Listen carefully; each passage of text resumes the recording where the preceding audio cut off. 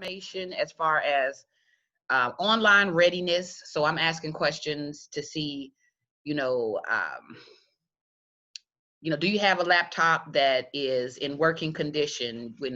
How comfortable are you, uh, contacting your instructor or your advisor or anything online? So it's just kind of assessing your comfort level with online instruction. So I do need that because anywhere where a student may have a need, I can of course offer that support or resources for you. So only 2 documents I posted so far, but I also included this video where I have asked students to download the Brightspace app. I believe it's called Pulse. Um, so have you guys downloaded the Brightspace app? Do we have that already on our phone, perhaps from spring classes? Do we have the Brightspace Pulse app to our phones already?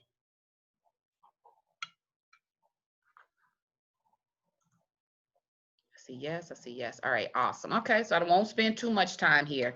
If you haven't, definitely do so. And let me tell you the benefits of having the app to your phone. Anytime I send out an announcement, it automatically goes to your CCC account. But I know students don't always regularly check their CCC account. You should, but I do know that sometimes it isn't always the first place students go. The good thing about the app is it almost treats your Brightspace course page as though it is a notification. So anything that is added to your Lit 121 course, any announcements that's posted, any modules that's added, it will notify you to your phone. And that is a little bit easier than you having to go in and seek out the information. Anytime information is downloaded or uploaded, it would notify you. So definitely, if you haven't downloaded the Brightspace Pulse app, make sure you do so.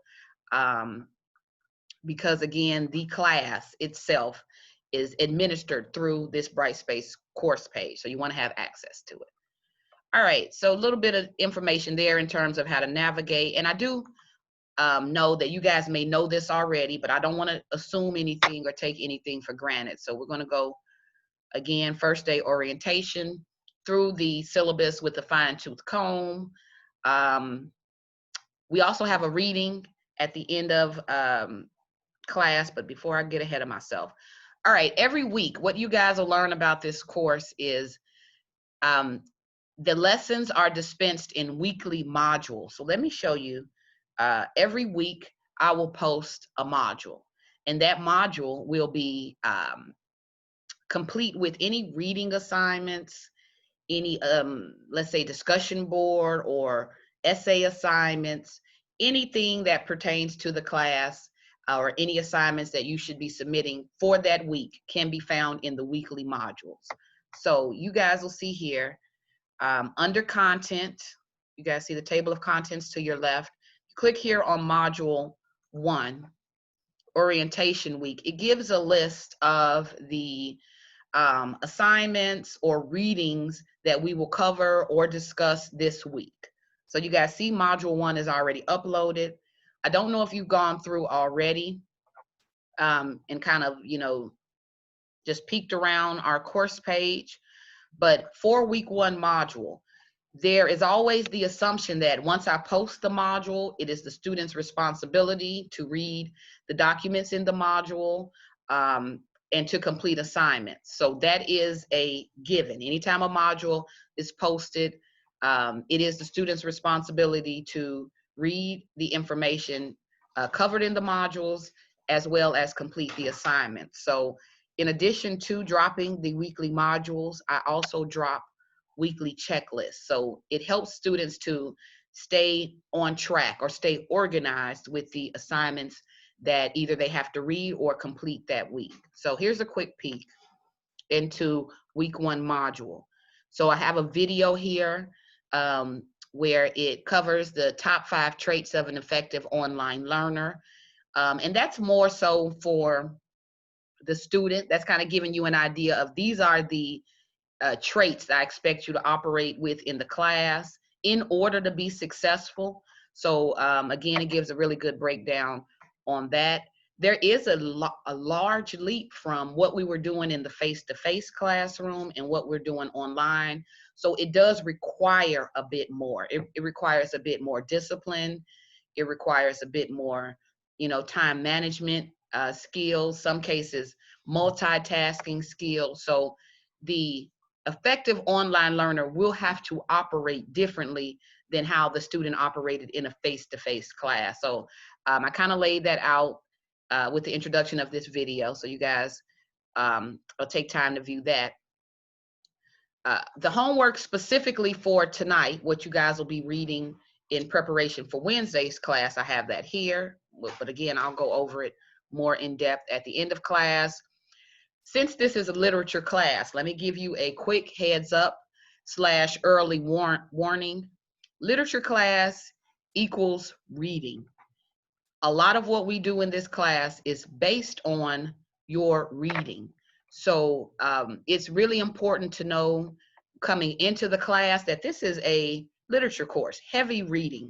Okay, not only do I require students to read, but then to also respond to what you've read, connect to what you've read, and in some cases, discuss what you've read.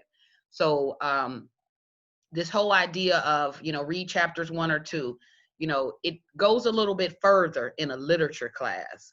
It goes beyond simply just reading. You then need to be able to articulate what you've read.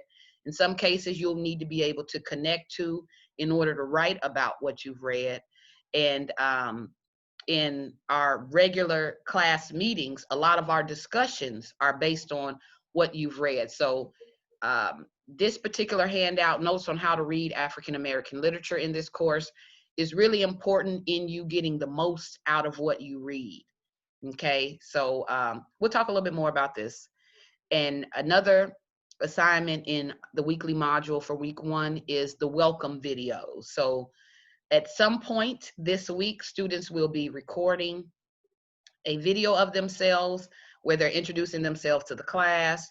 You guys get all of the information about the assignment here, how to submit, etc., etc. So again, weekly modules kind of give us these organized units, weekly units that will always let a student know what you should be reading and what assignments will be due that week. So with week 1, since you guys are introduced to the module on Monday, the assignments within that tech module, unless otherwise stated, unless I tell you, oh, well, we need this for Monday or for Wednesday, unless otherwise stated, your modules go by a week basis. So from Monday to Monday, everything that's in this week 1 module would be due by next Monday. So it's week by week. You got it on Monday.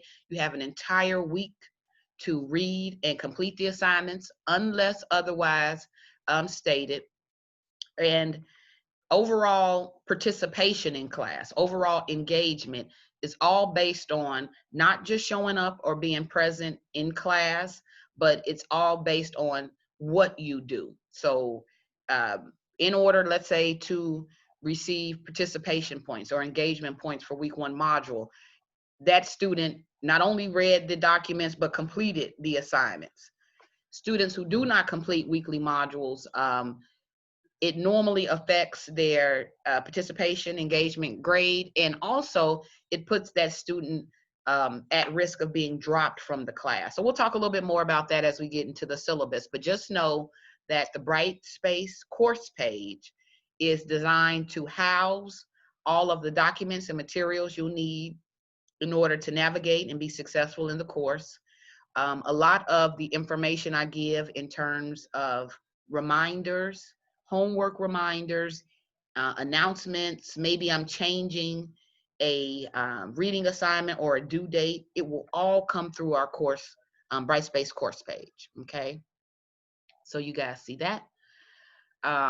So let me pull up the syllabus, but while I am doing so, did you guys have any questions about the app? Did you have any questions about the module or about the course page itself before I kind of move on? All right. All right, so again, I'm clicking on content, and by looking at the table of contents to the left, I'm clicking on required reading. This is course syllabus here. Now, the syllabus isn't under week 1 module. However, I do want you to consider the course syllabus as required reading for this week. Did anybody get a chance to preview or take a look at the syllabus ahead of time?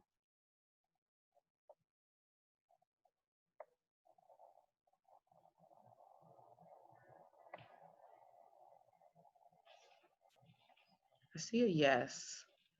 All right. Instead of me pulling it up this way, let me pull up the document. I think it may be easier for us to view the Word document instead of viewing it through this window. Yeah, it may be a little bit cumbersome. So hold on really quickly. Let me share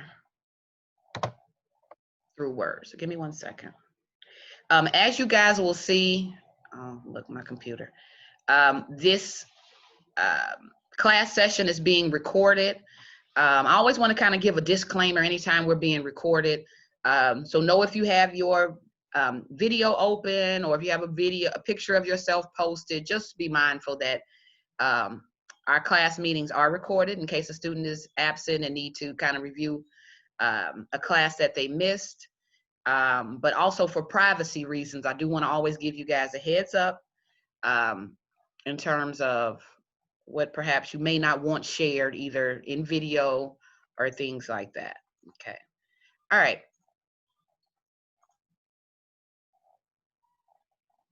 Okay, I see Robin.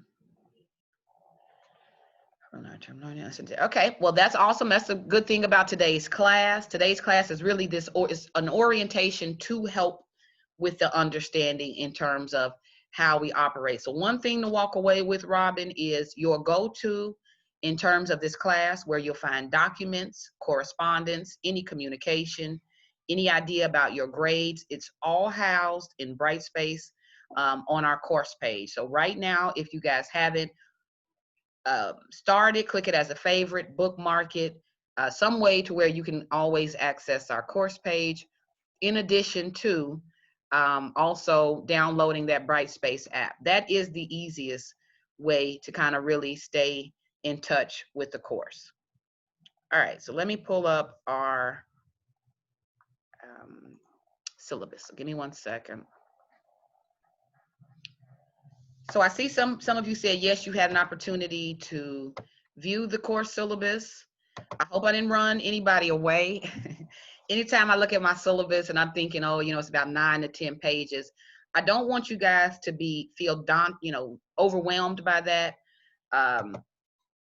If you will learn anything about me, is I'm very transparent. So I try to put all of the information for students up front.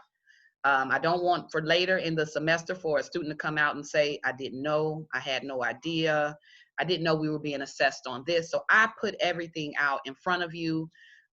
We go over it together. So later on in the semester, a student cannot say, I didn't know, I had no idea, or I wasn't aware. So full transparency, even though you guys had the opportunity to review the syllabus, there are some parts I'm going to walk us through together. So bear with me. Let me pull it up.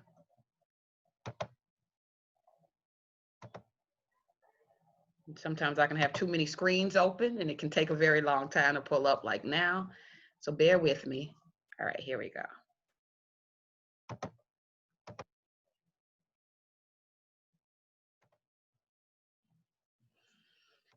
All right, so I will be asking questions, and I know that this is day 1, and I know we kind of want to get comfortable and feel our way around before we really speak up.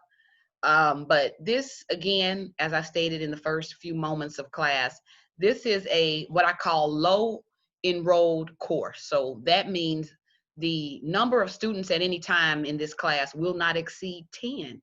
So I think I have about 8 or 9 students on my roll. So this is a smaller, intimate course. So the need and what could I call it, necessity for us to talk and engage and discuss is paramount. It's really important. So today, I understand we're quiet.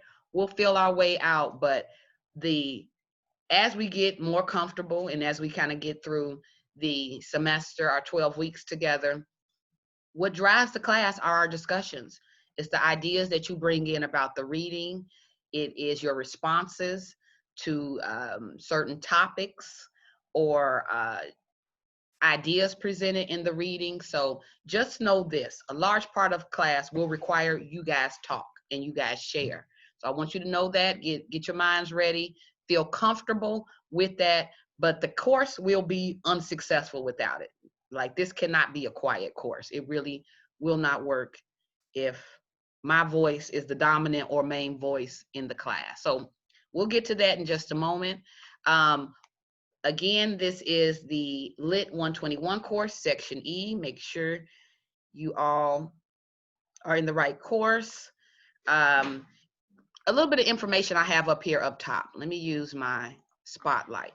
Information here up top, more so for the students. So this is important. Some of you guys know that you plan to transfer on to a 4-year university or college. A lot of you are kind of collecting now your gen ed courses or your prerequisites. So just know that this Lit 121 course, it is transferable. If you are going on to a college or university from Malcolm X, this class transfers, it counts for credit. So it is useful to you in terms of credit hours to gain your degree or certificate. So know that. Another thing I want you to keep in mind is the classroom. I call our Zoom link. This is our classroom. This is where we show up to every day for our synchronous course meetings. So save this, have this bookmarked somewhere. I cannot tell you guys how many times while I'm in class, students will email me, what's the link? I can't find the link. You are responsible for keeping up with the link. Not only is it posted in the syllabus, it's also posted onto Brightspace. So just make sure that once you access that link, you save it, bookmark it, so that you can always come back to it. All right. We will be together for the next 12 weeks. So even though this is what they consider a mini session course, it's slightly accelerated in that you guys are getting 4 months of information in 3 months' time. So it may feel sometimes like a lot is being thrown at you. But know that mini sessions slightly accelerated in some cases, but we will, again, be together over the next 12 weeks. You guys will see where we go from green trees to snow on the ground. Some mornings it'll be difficult to get up, right? But just know the commitment to this course is for the next 3 months. All right.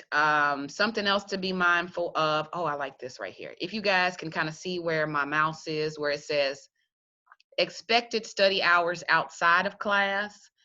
A lot of times the mental preparation that it takes to prepare for class, students may feel like after that class is over, well, I've done my work for the class, I'm done, moving on until I see that teacher or until I enter that course again on Monday or Wednesday. It's important for students to know that a lot of the reading you will do will take place outside of class. A lot of study, a lot of review, essay writing, or writing your response papers. A lot of times that will take place outside of class. So you want to designate study time for this course above our meeting time. So I put here that students should expect to study a minimum of 6 hours, I say, a week. So whether you're doing an hour over a day, maybe just looking over your notes an hour a day, maybe 30 minutes a day to kind of get that 6 hours, I will guarantee you what you need to be successful in this class is a combination of what we do in class and what you do out of class. So be mindful of the expected study hours outside of class. The hour and 40 minutes we're together 2 days a week. is not the only time you're expected to kind of check in or study or review your coursework. It will require time outside of class. So plan for that. You know, I always say I got to get my mind right, you know, get your mind right.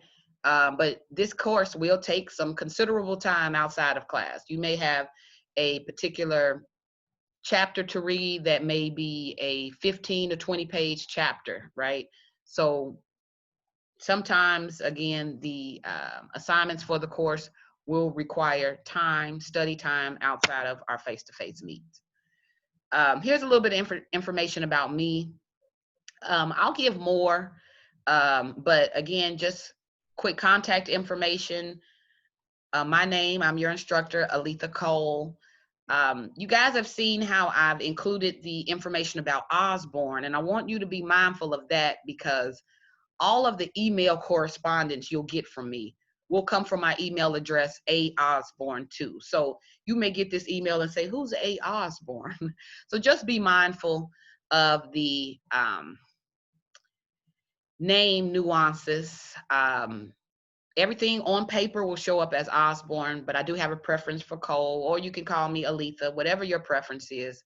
It's something else to keep in mind, my email. Since again, this is a remote learning online course, I'm always, I feel like, at my computer. So the quickest way to get in touch with me, if you have a question, if you just wanted to, you know, talk to me really quickly for a concern, is to email me. Normally, I email my students back within 2 to 3 hours. So you can expect pretty prompt response unless you email me on the weekend. Look, Ms. Cole likes her weekends as well. But I still answer emails on the weekend, but they may not be as prompt, right? So during the week, I normally can get back to you guys pretty quickly. Weekends, it may take maybe, I'll say look for a 24-hour turnaround. If you are emailing me in, let's say, 2 a.m., 1 a.m., I do have students who are night owls. They stay up is when they really kind of have time to get their work done. I totally respect it.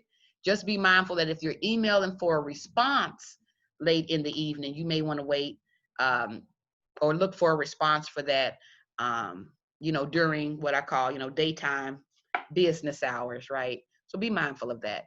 There's also a course or a class phone number. So if you perhaps are more comfortable with texting, maybe you have an emergency and you don't have time to wait on an email response, you can call.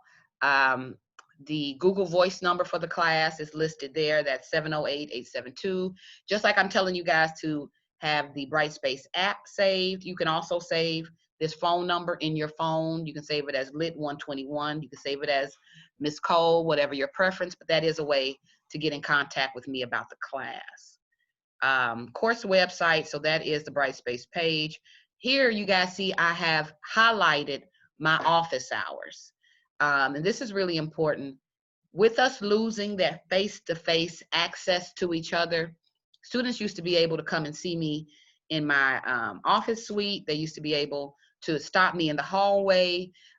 We are losing some access as we go to remote learning, but I do want you guys to know I have a private meeting ID. So there's a private meeting link where I can meet with students, sit down, discuss any concerns. And these are the hours when I'm available for that. So again, make note of the office hours. A lot of times when students are working on papers, they like to come and sit down with me and discuss, you know, what do you think about this idea? Here are some ideas I've already looked at, you know, so we'll talk about it almost in an advisor role. So I don't want you guys to feel like because you're looking at a computer that you have no one to go to. You definitely still have me as a resource. Any concerns, any issues pertaining to the course, definitely reach out.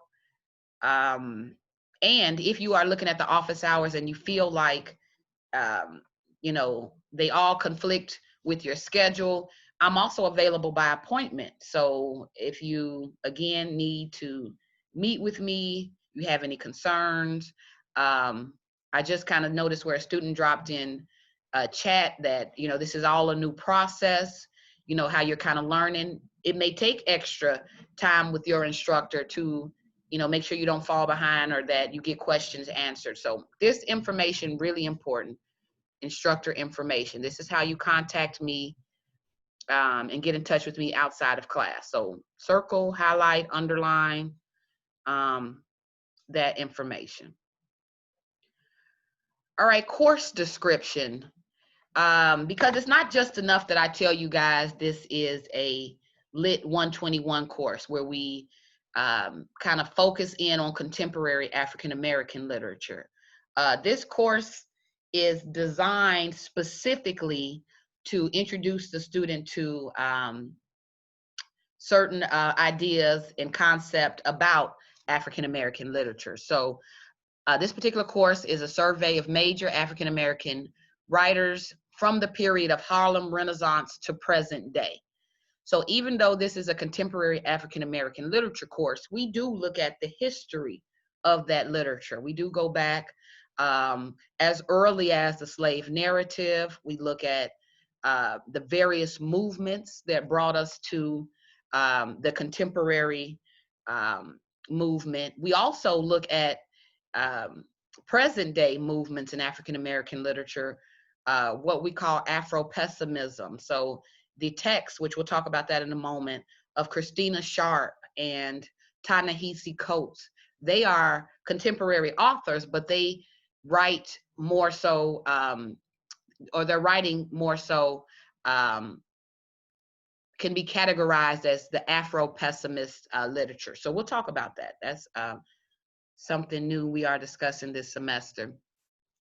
It says writing assignments as appropriate to the discipline are part of the course. So where I just pointed out, this is a literature course. Oh, we read. We read and we talk about what we read.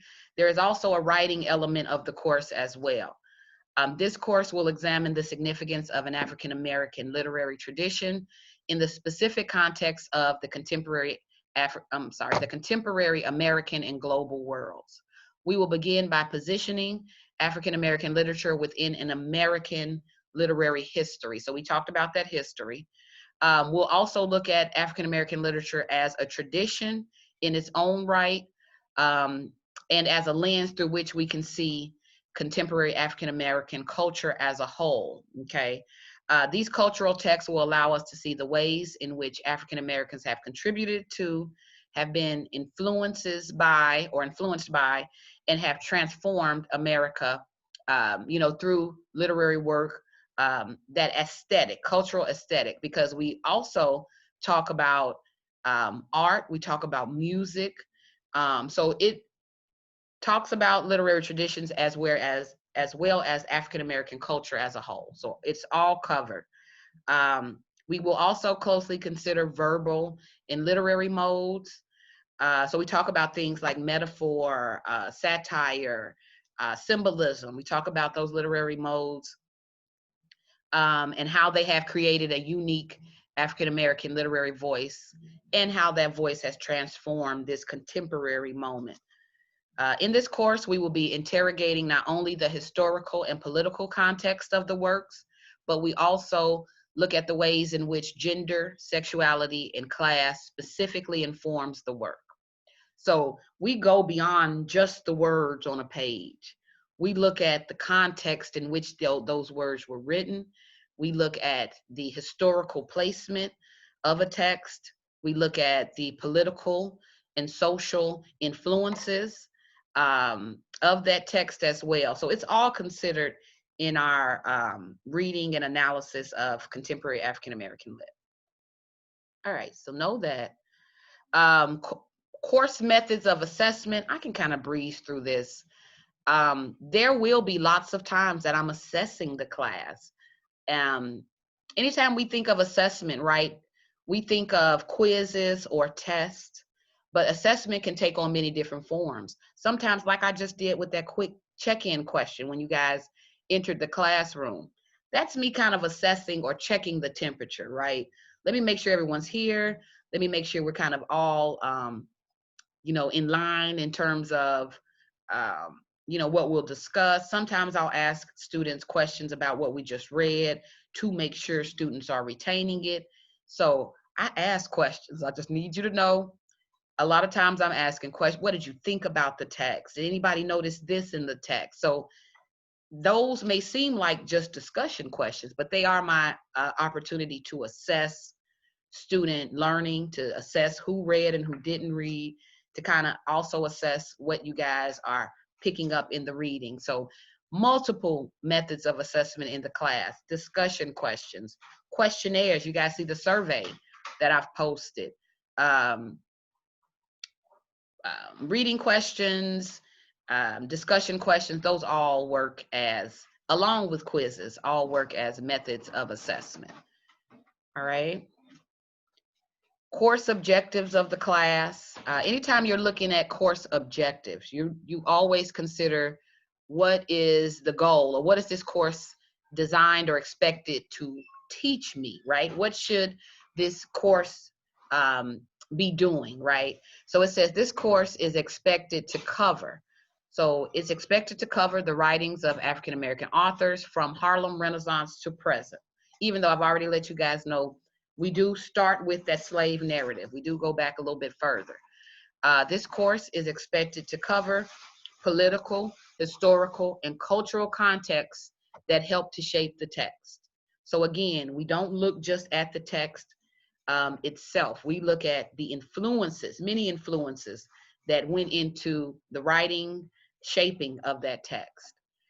We look at the contributions and challenges to Anglo-American culture. So we look at how African-American literature fits within this, white, or what they call Anglo-American culture. So how African-American lit fits in this literary tradition altogether. And the course is also expected to cover the development and author contribution to literary error. So we do look again at the different movements in African American literature. All right, so a few there. Now, when we look at student learning outcomes, this is really important, because anytime a student comes to me at the start of a class and they say, Miss Cole, what do I need to do to pass the class? There's always this focus on, tell me what I need to do to pass. Okay, so anytime you're looking at what do I need to do to pass the class, you want to look at the outcomes, because upon successful completion of the course, this is what students should be able to do. So student learning outcomes, again, it considers skill set. So at the end of these 12 weeks together, the successful student, the student who passes, is able to do the following. So let's go over these outcomes really quickly. Upon successful completion, so I'm going to always preface the outcomes with that. In order to be successful, the student will be able to do the following. They should be able to understand the critical uses of the narrative forms of oral traditions, folklore, music in the making of African American literature, and other literary models, okay? Upon successful completion of the course, students should be able to use critical reading and thinking skills to understand and interpret, the literature, whether that is drama, poetry, short stories, or novels. Upon successful completion of the course, students should be able to have a critical understanding of ethnic identity and racial identity, and how it is constructed and reconstructed by individuals over time and within different contexts. Students should be able, at the end of this course, to understand the various stylistic devices and literary techniques used by contemporary African American authors. So just where you guys talked about you like drama, or you like mystery, suspense, at the end of this class, students should be able to recognize those stylistic devices or genres in writing. Students should be able to understand the cultural, social, political, historical background of African American poetry, fiction, nonfiction, etc. So African American lit. Students should be able to understand the terms used in the study of literature, including connotation, tone, diction, imagery, metaphor, etc. So we do cover all of these particular literary terms and devices. Students should be able to develop and sharpen critical communication skills through the participation in class discussions and writing skills through essay assignments. So even though we may not be too comfortable talking about it now, towards the end of the semester or upon successful completion, a student can take a particular text and they can talk about it through critical analysis. They can discuss it and let you know their findings with the text. And lastly, or I think this is lastly, yeah. Lastly, upon successful completion of the course, students should be able to write researched essays and/or other projects, okay? So the first, I wanna say 9 bullet points in terms of student learning outcomes, this all deals with the study of literature. This is everything that we're gonna pick up through our study of literature. So as long as you are staying on top of the reading, the information covered in class, I think we will all be successful in terms of meeting the outcomes of the course. In terms of the writing, quick heads up about that. There is a research paper at the end of the semester. However, this class itself doesn't necessarily teach writing. So there are writing skills that students are expected to have coming into the class. So I do want students to start to think now about your own writing ability, right? How comfortable are you writing essays? How comfortable are you writing research papers? And those are things we can talk about in class, but the instruction itself, me teaching essay or teaching thesis statement or how to cite your papers, the class itself isn't designed to teach that. So if you know you struggle in those areas, if you know that you may be a little bit, can I say, uncertain of your writing abilities, I would start to think now of areas where you may kind of maybe fall a little bit short or where you think you may be weak, and think about ways of perhaps getting in touch with academic support or myself to help you through any of those struggles, because the final assignment in the class does deal with writing a researched essay. So the class itself doesn't necessarily teach writing, but it does have an expectation that the student has writing skills, okay? So we'll talk about that and we'll get more information on that as we encounter our writing assignments, but that's just a quick heads up. All right, this is really important in the discussion of the course syllabus, where I want you guys to take note. The required course materials. And there was some confusion with the online bookstore. So if you guys saw my email from last week, look, I'm trying not to roll my eyes, but with the textbook and our online bookstore, they kind of messed me up a little bit. So where are we with the books, you guys? Have we purchased any of the text for the class? Are we in the process of purchasing the text for the class? Where are we with the book for the course?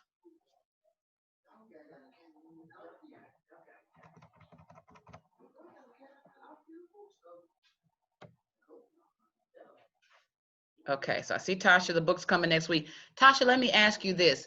Did you get all of the books, or when you say? So Robin, I see you, you don't have yours. Okay, that's okay if you guys haven't purchased it yet, but definitely, well, you know what, let's talk about it. Let's talk about it. With the book itself, where it says required materials, it is required. However, I kind of make it up to the student how you want to go about getting this text. So are you a student who likes to have the actual text in your hand? And this is just another book of mine. This isn't one of the books from the class, but let me grab it. My Christina Sharp. Hold on really quick. Look. All right. So one of the books is the Christina Sharp, Into the Wake. And this particular book, because I'm a certain kind of reader, I like to, and I don't know if you guys can see this really well, but I highlight, underline, I annotate, I jot down notes, I save pages that I find really interesting. Because I'm a type of reader where I really, really read closely, I need text. I need to write on a paper, I need to underline it, I need to highlight it. So I benefit from a concrete text.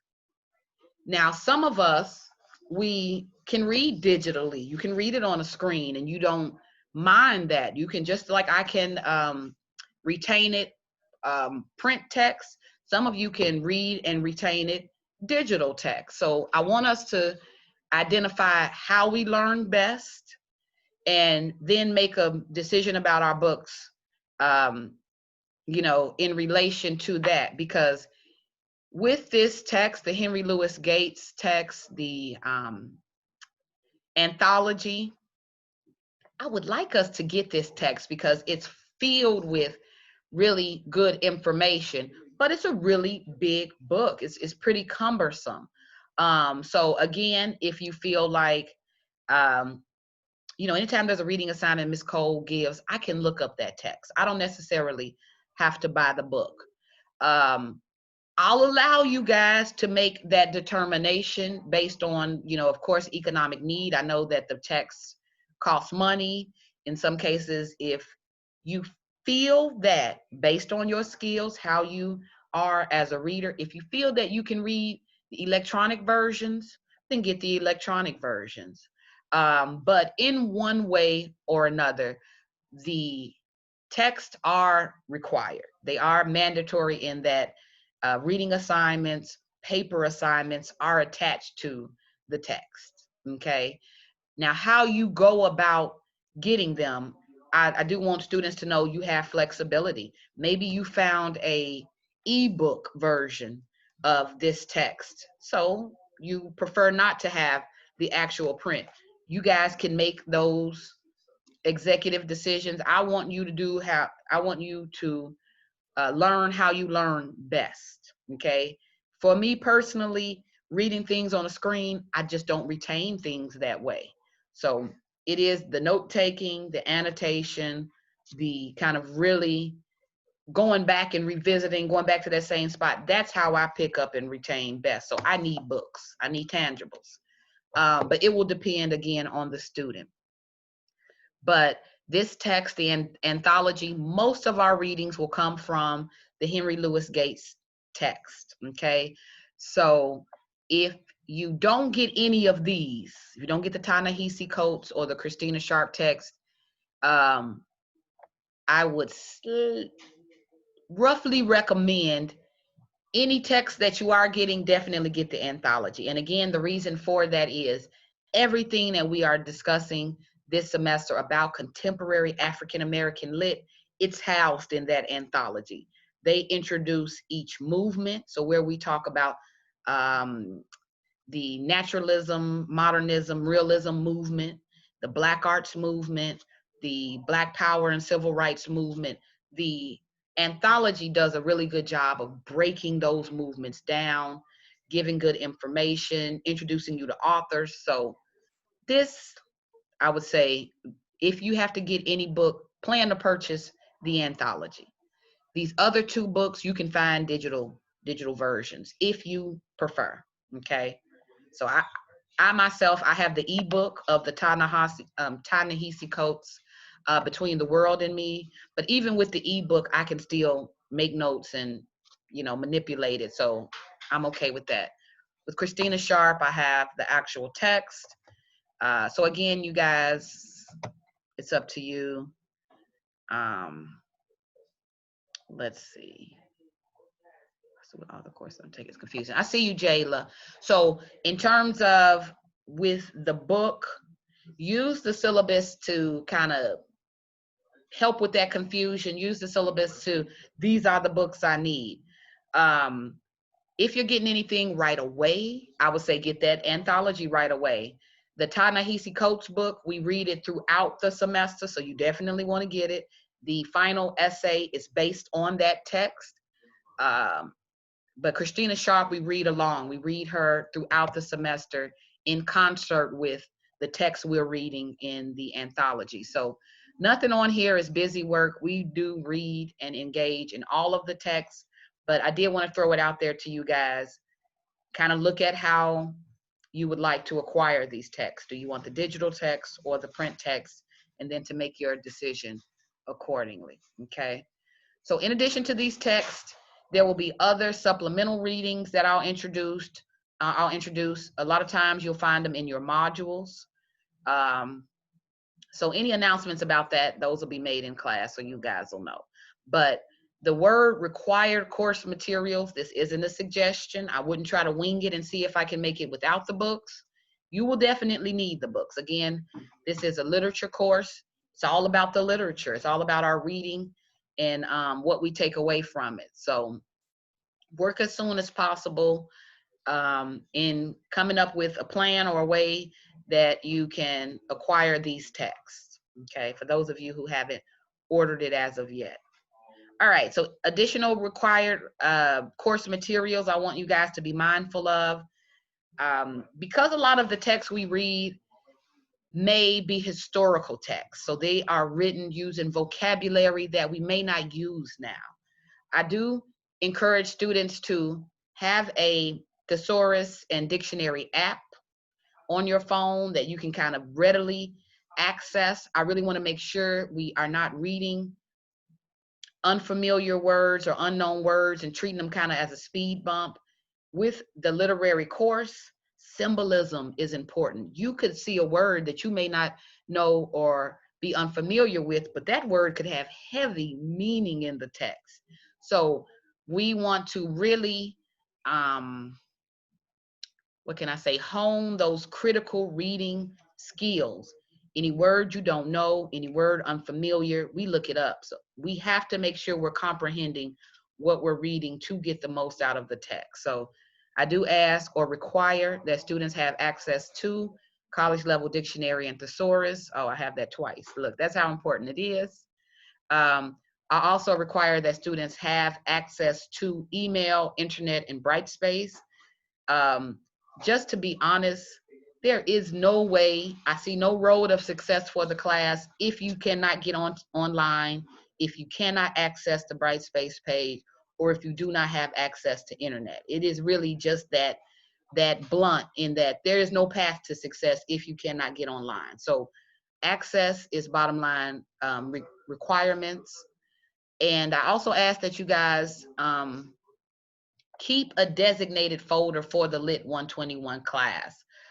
Because we do have quizzes from time to time, or a lot of times you guys may be asked to write about a particular text. I tell students, keep notes on what you read, keep notes of discussions and those type of ideas. They will help in review and study and in the completion of assignments. So required course materials, really important. All right, I see you, Jalea. Yeah, audio. And in some cases, I like the fact that you guys are considering, how do I learn best? What works best for me? And then making decisions, you know, based on that. I'm perfectly okay with that. All right. Something else to keep in mind with the required course materials. With this being a mini session course, we jump right into reading pretty early. So where with other classes, you guys, the teachers may give you, you know, maybe the first 2 weeks. We got about, next week we start reading assignments. So even if you haven't ordered it yet, or maybe you're waiting on it to come, early on, I may post some documents that'll kind of help carry us through, you know, the text missing. But as we kind of really get started, you guys want to make sure you have your text to help facilitate the completion of reading assignments. All right, let me head on down a little bit further. I don't want to get too caught. I'm aware of the time.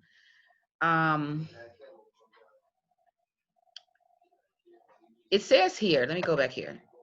A reserved copy of the textbooks can be found in the library. Now, I know now that we are online, you may think, well, could I still borrow a book if it's through the library?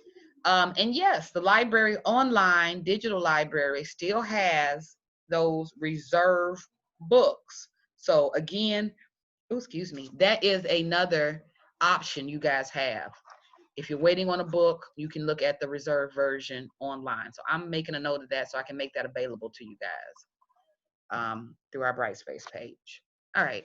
Require student practices. I'll allow you guys to read mostly through this, but there is one that I wanted, or a few that I wanted to emphasize, really make sure you guys are mindful of.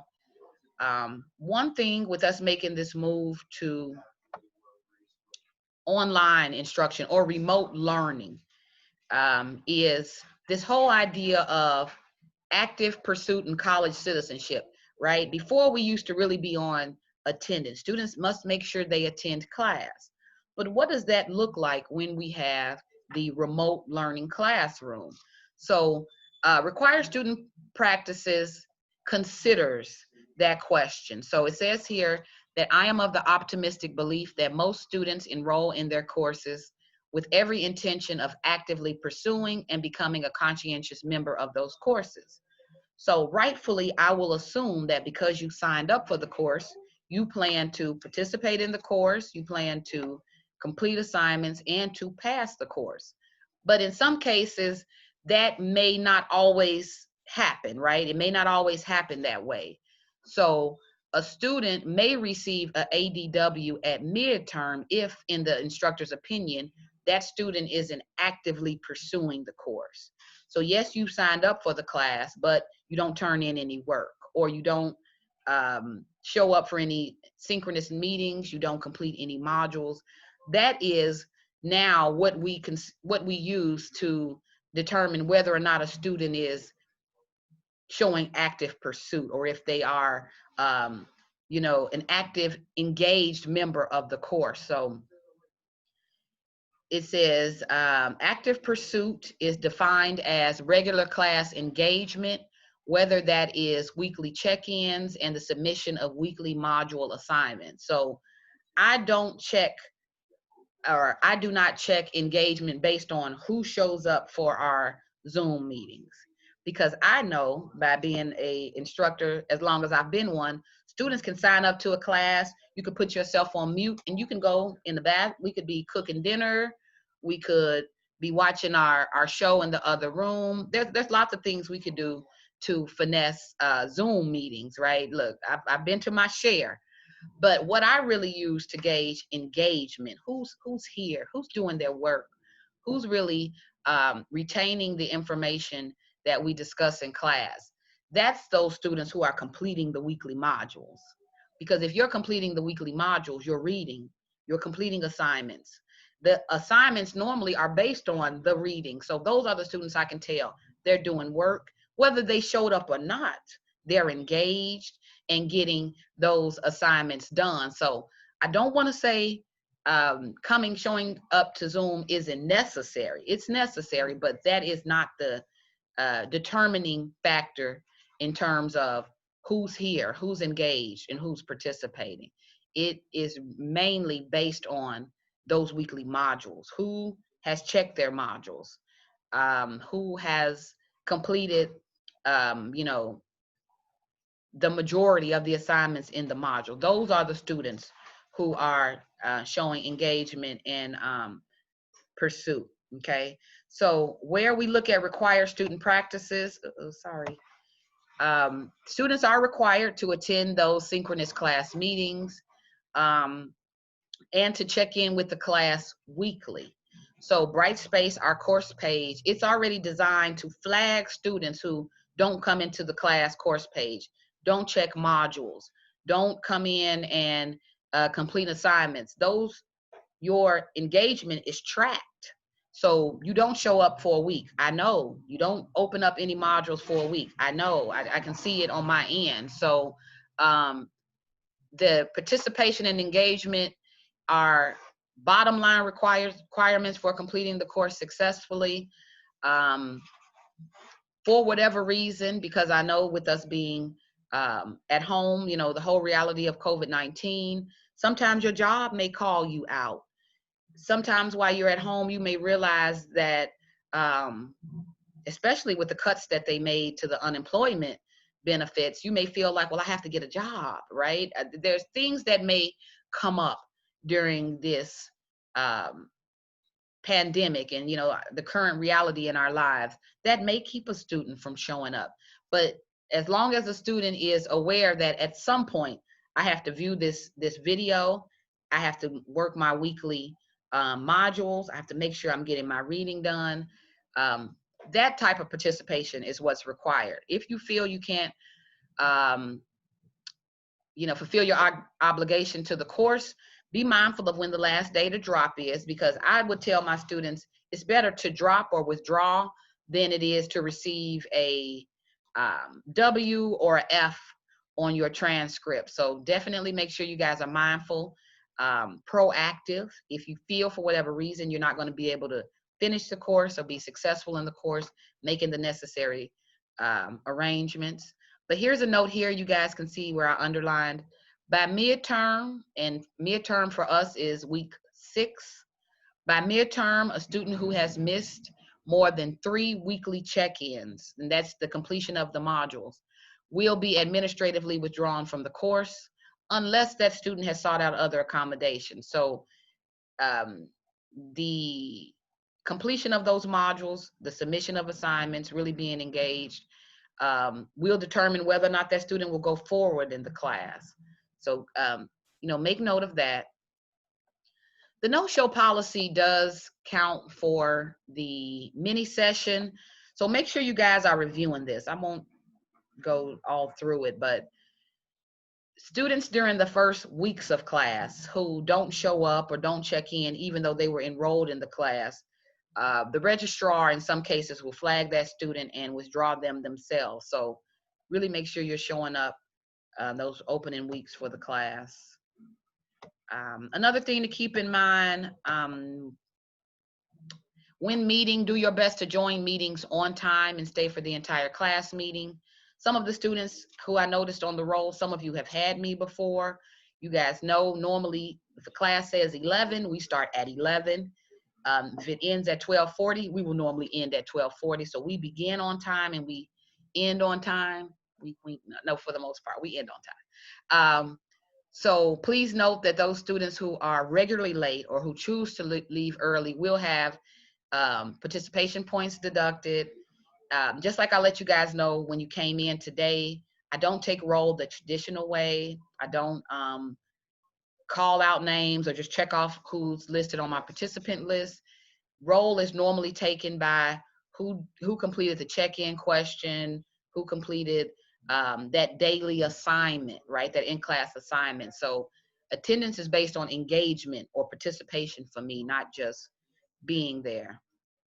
All right, so again, make sure you guys are participating in each class meeting. And this is an early warning. Look, you guys see I have that here. Not to scare you, but to, again, emphasize class participation is invaluable in a lit class, really any class. But the days of the teacher kind of sitting at the front of the class and just talking and hoping that the little knowledge I have rains down on you, those days, we call those 8-track days. That's old school, the way a college classroom runs in the millennium, you know, the new age is it's driven by student participation. It's driven by your feedback. It's driven by your discussion. It's driven by your ideas. And that is the case in this class. So I know it's day one. I'm not gonna mess with you guys too much, but crickets, silence, questions about reading, and no discussion, that will that's the antithesis to how this class is designed. So regular contributions to classroom discussions, breakout sessions, discussion boards, journal entries, response papers, it is all expected from students. Okay. Contribute equitably to group or partner projects. We'll talk about that. Submit assigned work on time. This is important. Do your best to submit all work on time. The good thing about the weekly modules is it allows you to stay on top of what needs to be submitted or what assignments you have coming down the pipeline. So the good thing with the module is if you missed an assignment, you can just go back to your module, see what that assignment is, complete it and submit it with little penalty to that student, okay?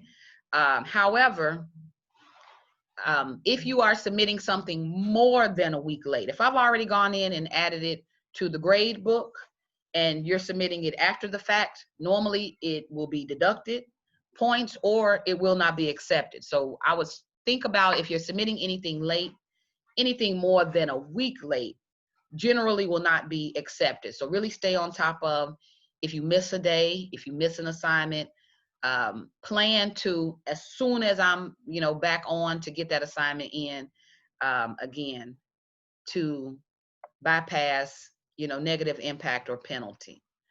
When it comes to papers, if you plan to submit a paper assignment or an essay late, that due date extension needs to be negotiated with the instructor. So you need to let me know, I have something coming up, I'm not going to be able to turn that paper in, and then we discuss together a extension date. But to just miss an essay assignment or to just miss a paper assignment will result in penalty. So stay on top of that. So make sure you guys are reading number 5.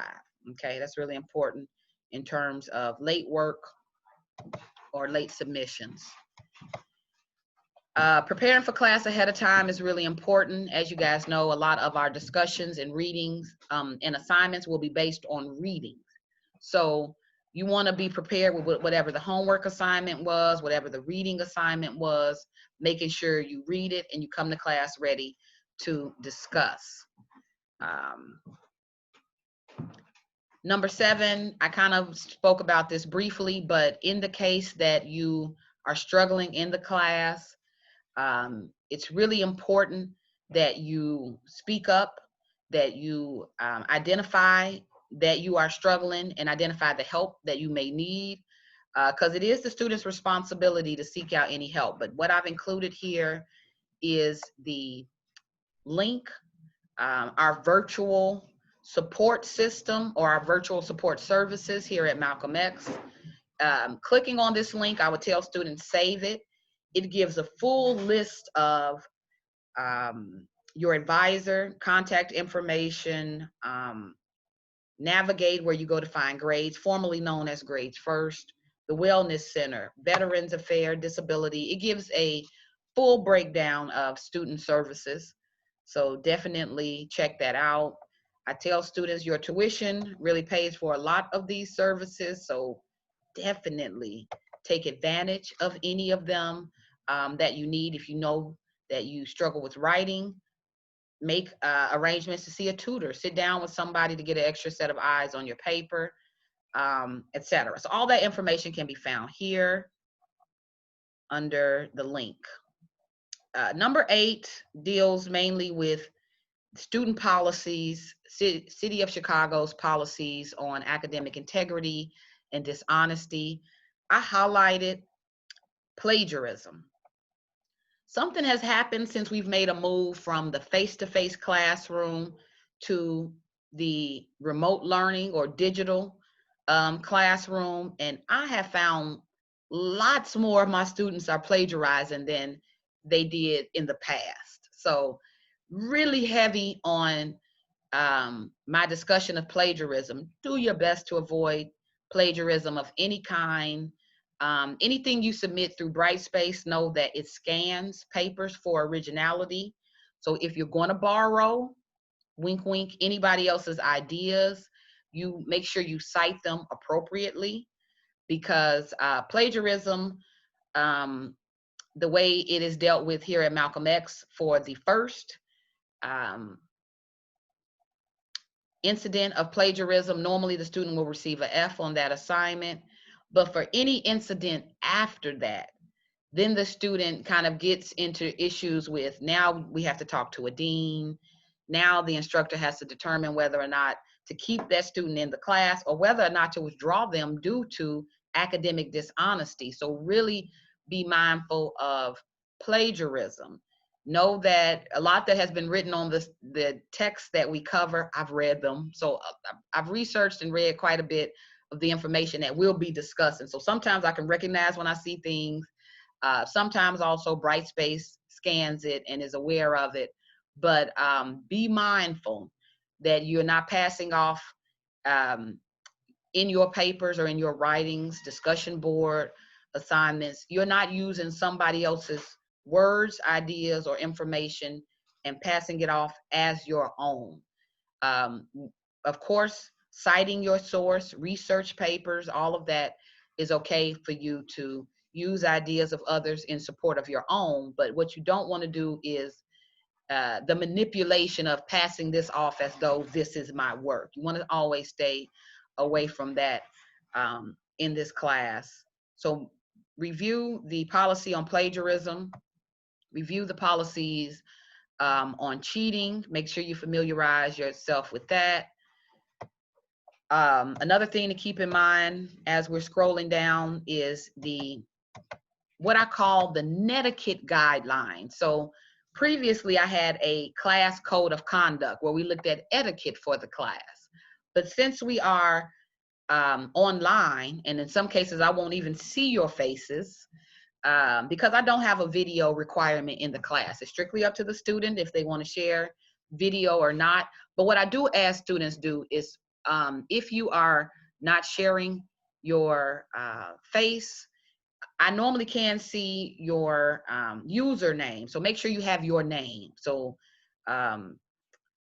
like, all right, good. So I see you guys is, so like where for Tasha, I see it says iPhone. Well, had you not put Tasha Criddle, I would have needed to know a name. So again, as long as you guys without video or you have some way that I can identify who it is, that's all I really require. But with the Netiquette Guidelines, this takes into consideration that most of our communication will be online in the chat box or on our discussion board. So I want you guys to be familiar with our Netiquette Guidelines, how to properly engage in online communication and discussion. So quickly, you want to always listen attentively to whoever has the floor. So whether one of your peers are presenting or they are discussing what they took away from a particular text, we want to give them the respect of listening to whoever has the floor without interruption. Same thing with chat box. If you perhaps don't want to speak out, but I'm only using this conditional. Chat box is good if I'm kind of asking yes or no questions. But I wouldn't want to use the chat box if we're asking discussion questions, because you'll be sitting here typing a book, and then if we need any response on top of that, then you'll have to type out a response on top of that. So get used to in-depth discussions using your mic, but for sometimes yes or no answers, or maybe me asking you guys what you think, I'm okay with chat box. I'm okay with you using icons. Or you know, the emoticons or whatever, anything to kind of help me facilitate an answer, I'm okay with that. Avoid yelling if you can, and that is just typing in all caps. Not that I technically have an issue with it, but just in terms of appropriate etiquette when we are communicating online, all cap signals yelling. So be mindful of appropriate capitalization.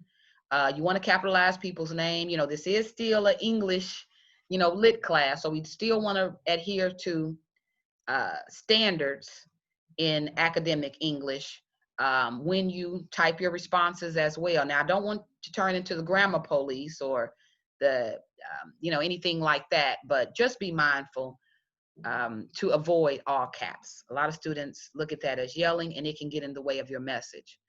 Also be mindful of your use of sarcasm. I tend to sometimes just be naturally sarcastic, but some students, most people, I won't say some, most people, they don't take too kindly to sarcasm. So say what you mean what you say. Ask yourself, if I'm typing this, do I feel comfortable saying this verbally? If you feel like I don't know how comfortable I would be saying this out loud, you may want to revise it in your discussion boards or chat discussion. um, Sarcasm tends to be at the heart of many online arguments, and it can confuse the writer's intent. So to be clear and purposeful in your responses and your communication, be direct and polite with your responses in an online learning environment. Another thing in terms of Netiquette guidelines, if there is a discussion board assignment, before you start asking, for help, really try to read the instructions carefully. Um, know what information you are being required to give. Know the guidelines. Know that first before really seeking out for help. Again, that all speaks to comprehension and student empowerment. So be mindful to read, really read carefully, read the instructions, read the guidelines, and then operate accordingly. Another Netiquette guideline I want you guys to be familiar with is think before you type. Sometimes we can read something and we have a impulsive response, because I do this a lot, where I have an impulsive response, but sometimes it is in your best interest or best practice to let me just really slow down in my response. Let me think about what I want to say. Let me read over it and make sure it's communicating clearly my position before I hit send or before I share out. So remember that what you post in online environment is part of a permanent digital record. Try to be mindful of your peers. We can agree, if you are agreeing or disagreeing with someone's statement, to do so respectfully, and making sure you review and your post before you submit it. We should be okay. All right, there's no exceptions when it comes to the Netiquette guidelines. Familiarize yourself with them.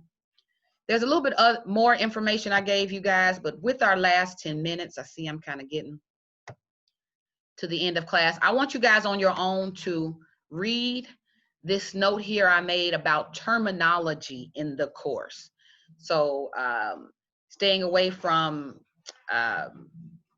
referring, like say, to African Americans or any people of color as colored. Anytime we're talking about issues politically or socially that show up in the writing, we don't want to be vague and subscribe it to, the white man. We want to clearly name what it is. So are we talking about, socioeconomic conditions? Are we talking about, disenfranchised, being disenfranchised? We want to clearly communicate or name the source of, what can I call it? The source of issue, right? Whatever may be getting in the way, whatever our authors or writers may be responding to, we want to name it as it is. So again, make note of that. A little bit of information here about student services. That link again, you guys see it shows up twice, and here is a breakdown of everything that you can find when you click on that link. So I have that all listed here.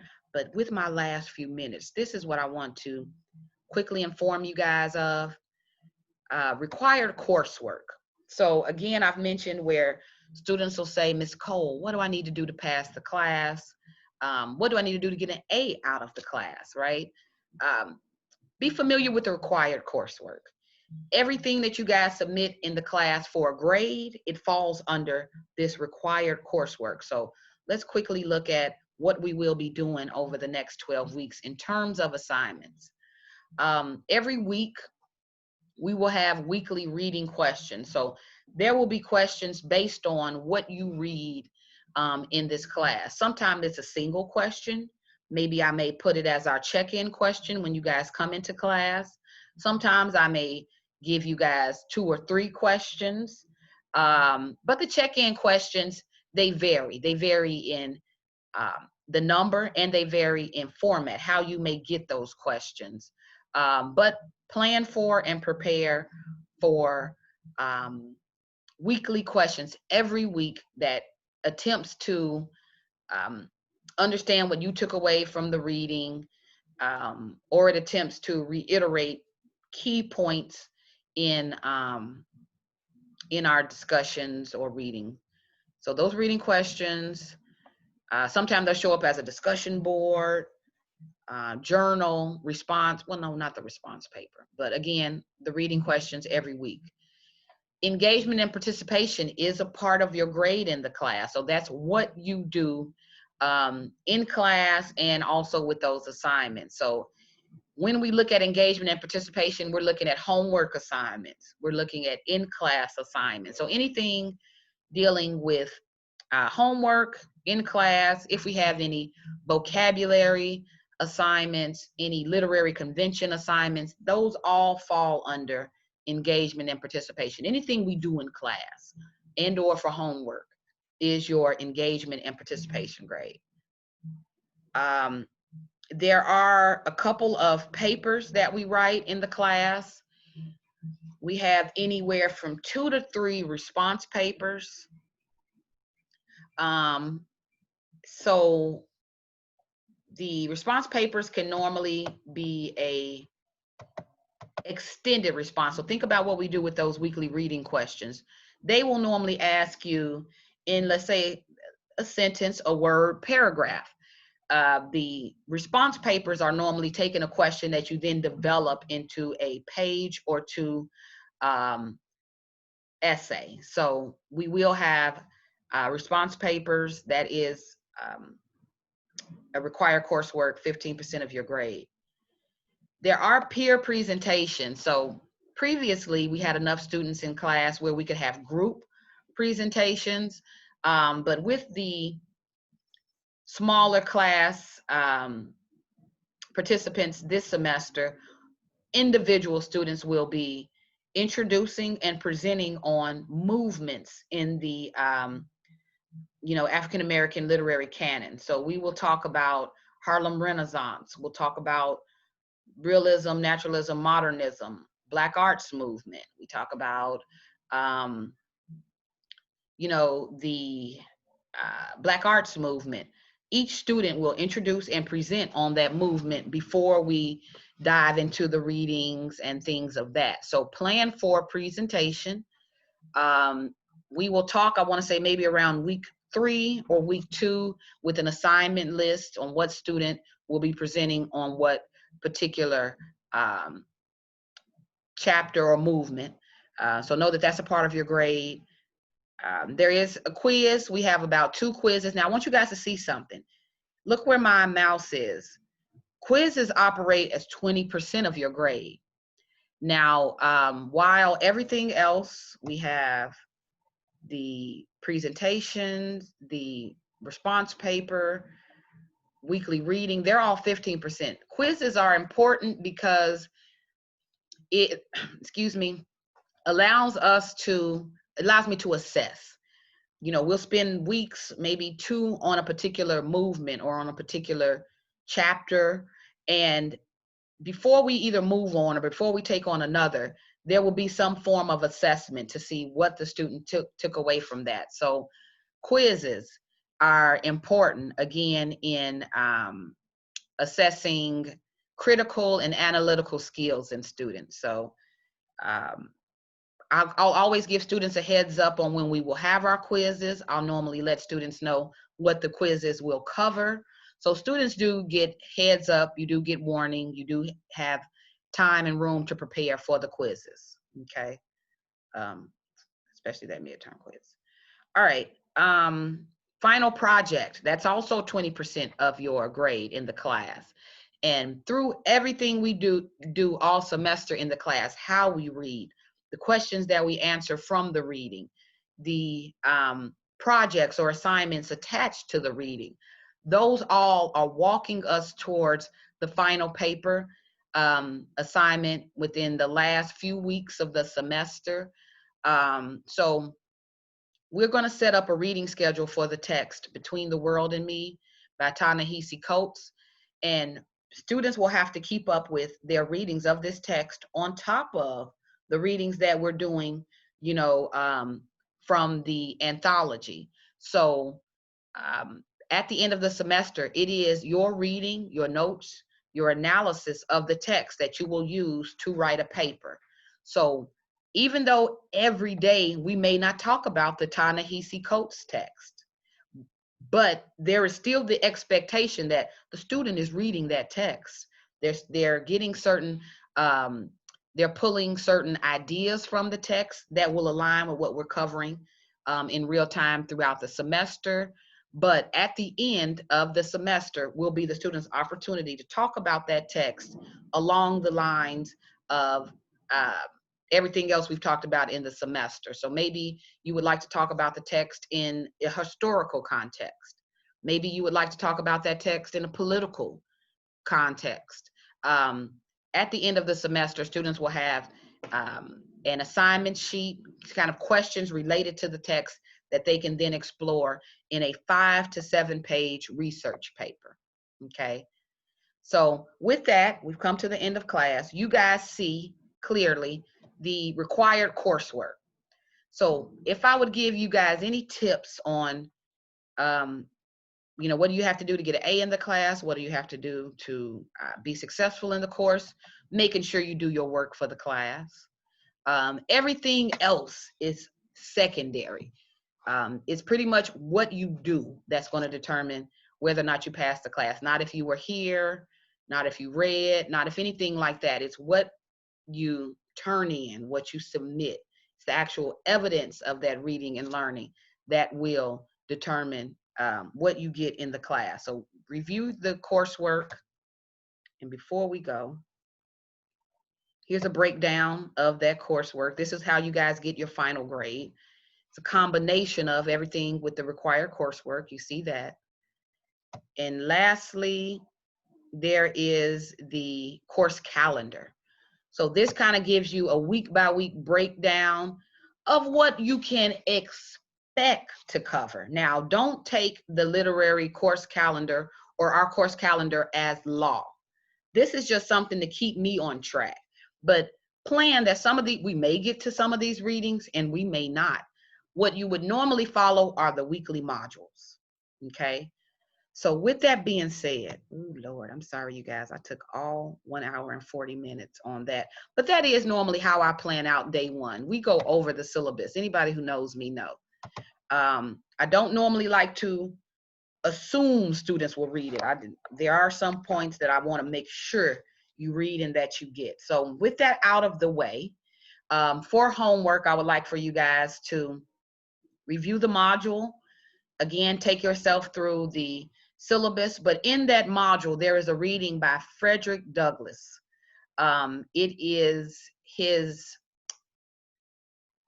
speech about the Lincoln Memorial. I believe that they were celebrating, you know, the unveiling of the Lincoln Memorial. So that particular text is in week 1 module. You'll find it there. That specifically, I want you guys to read first because we will discuss that text in Wednesday's class. Okay.